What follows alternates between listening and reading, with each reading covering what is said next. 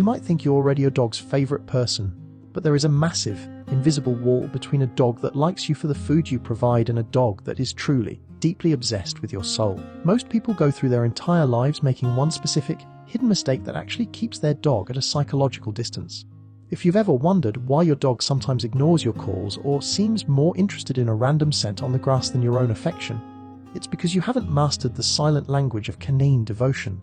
Today, we're looking at the exact science-backed shifts in your behavior that will flip a biological switch in your dog's brain, making them view you not just as a provider, but as their ultimate safe haven in a chaotic world. Take a look at that treat in your hand.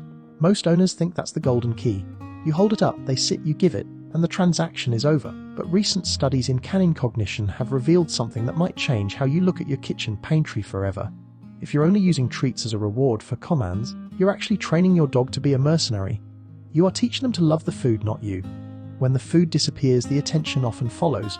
To make your dog love you more, you need to master the random jackpot technique. This is a psychological maneuver where you offer a value reward, something they never get, like a tiny sliver of unseasoned steak, at a moment when your dog is doing absolutely nothing. When you provide a random act of kindness without a command, it triggers a massive dopamine spike in the canine brain that is directly linked to your specific scent and presence. It breaks the robotic cycle of command and reward and replaces it with a deep, emotional connection. They start to realize that being near you is inherently rewarding, regardless of what you do. But the secret to a dog's heart isn't just about what you give, it's about the pressure you apply. We humans are primates. We show love by grabbing, hugging, and face-to-face contact. Dogs are canines. In their world, a hug is a physical restraint, and face-to-face contact can be a challenge. One of the most powerful things you can do to increase your dog's affection is to practice the greeting gap. When you come home after a long day, your dog is likely exploding with energy. Your instinct is to match that energy. You high-pitch your voice and you pat their head. This is actually a disaster for your long-term bond. By amping them up, you are associating your arrival with instability. To become the person your dog truly loves, you must become their anchor. Try ignoring them for the first 3 minutes. Don't look at them, don't talk to them, and don't try to touch them. By remaining calm and uninterested, you are signaling that you are a stable, non-threatening leader. This lowers their cortisol levels immediately. Once they've settled into a calm state and approach you with a relaxed C-shaped body, that is when you offer the affection. This teaches them that peace and calm are the keys to your attention. We often forget that a dog's world is built entirely of molecules, and your personal scent signature is their version of a high-definition photograph. Their sense of smell is up to 100,000 times more acute than ours. This is why your personal smell is their security blanket. Have you ever noticed your dog dragging your used gym socks or a worn t-shirt into their bed when you aren't home? They aren't trying to be naughty. They are literally self-medicating with your pheromones to lower their anxiety. To boost their love for you, you need to stop masking yourself. Heavy perfumes, citrus-scented shampoos, and chemical laundry detergents act as scent barriers. They confuse the brain's ability to recognize the real you. If you want to deepen that bond, try taking an old t-shirt, wearing it for a few hours to get your scent on it, and placing it inside their favorite sleeping spot. It provides them with a constant stream of safety signals even when you're at work. Now, I have to ask you something, and be honest. Have you ever caught your dog just staring at you from across the room, and you wondered if they were judging you? It's a bit of a weird feeling, isn't it? Like there's a whole conversation happening that you just can't quite hear. If you've ever felt that strange, silent connection, let me know in the comments what your dog's stare usually means. Is it a request for dinner, or does it feel like something deeper? Because science actually has a name for that stare, and it's the key to the ultimate love loop. When a dog and a human lock eyes with soft focus, meaning no tension in the jaw and relaxed pupils, it triggers a biological miracle. Both of your brains release a surge of oxytocin. This is the exact same hormone that bonds a mother to her newborn baby. It is a feedback loop. You look at them, your oxytocin rises, they see your pupils dilate, their oxytocin rises, and they look back at you with even more love. But never force this eye contact. If you grab a dog's face and force them to look at you, you are triggering their threat response. Instead, wait for them to initiate the look. When they do, give them a slow, gentle blink. This gaze is a biological bridge that tells the dog you are family. Never do this while standing tall over them. To a dog, a human standing tall and staring down is a predator. Always get down on their level. Sit on the floor. When you are at their height, you are no longer a giant, you are a partner. We also need to decode the geography of touch. Most people pet a dog on the top of the head because it's the easiest place to reach. But for many dogs, a hand coming down from above is a threat signal. It blocks their upward vision. If you want to send your dog into a state of pure bliss, focus on the chest scruff. This is the area between their front legs and under their chin. In the wild, animals groom each other in these social zones. When you scruff the chest, you are tapping into a primal comfort center. Another secret spot is the base of the ears, where there is a high concentration of nerve endings that release endorphins. And remember, the belly rub isn't always a request for a scratch. If a dog rolls over and goes stiff, they are actually showing submission because they are a bit nervous. A true belly rub request is accompanied by a floppy body and a tail that is wagging like a windshield wiper. Learning to read the belly is the difference between a dog that trusts you and a dog that merely fears you.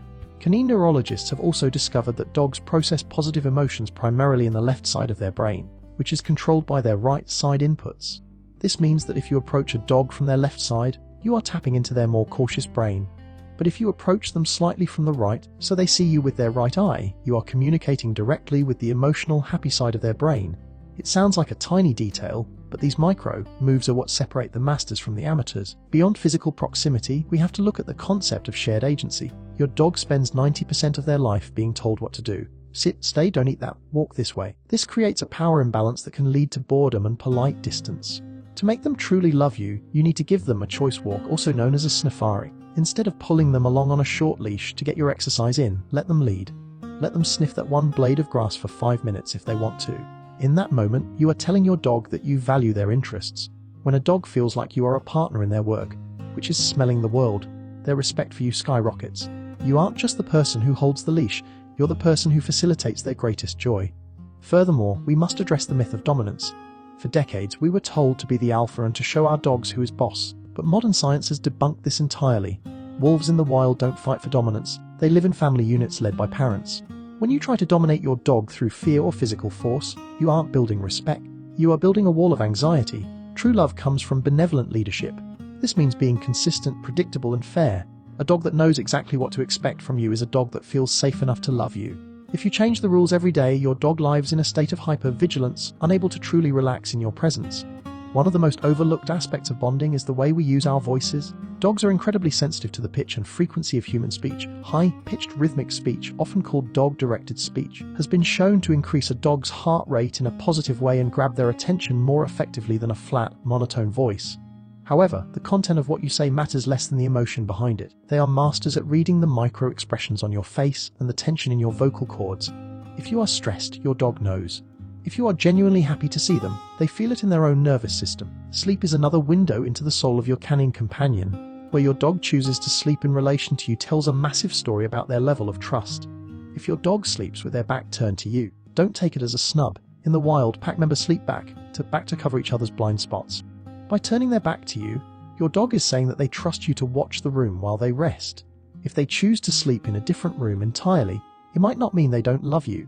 It might mean they feel so secure in your home that they don't feel the need to guard you at all times. On the other hand, a dog that insists on touching you while they sleep is seeking the physical reassurance of your heartbeat and warmth. This trust extends to how they perceive your presence when you aren't actively engaging with them. There is a concept known as passive bonding, which is simply the act of being in the same room without interaction. In our fast-paced world, we think we always have to be playing or training to bond. But some of the deepest love is built during those quiet hours when you are working at your desk and your dog is napping at your feet. In those moments, your dog is choosing your energy over everything else in the house. They are soaking in your rhythm, your breathing, and your calm.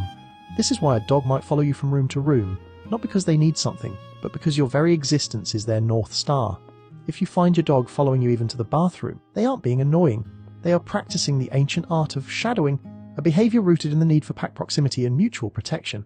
We must also talk about the 3-day, 3-month rule, which is a psychological timeline for trust. Whether you just brought a dog home or you've had them for years and are trying to repair a strained bond, the brain takes time to rewire. In the first 3 days, a dog is in a state of sensory overload.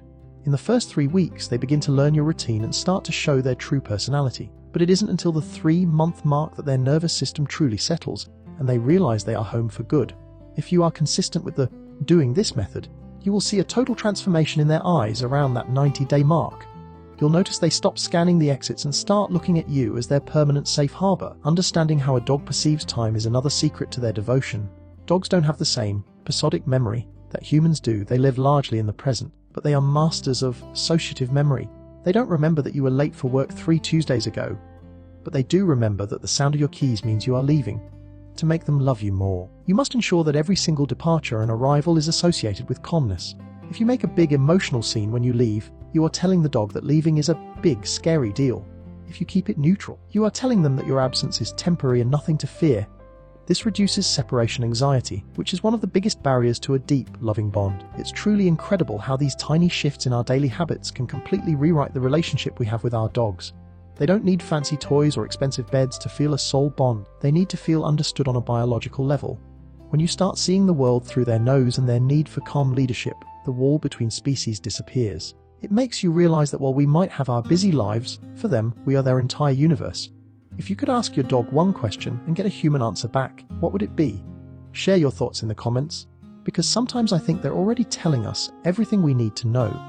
And if you're shocked by how much a dog's brain works like ours, you have to see this next video on the secret signs your dog is actually trying to talk to you. Click the video on your screen right now to discover the hidden language you've probably been missing your whole life.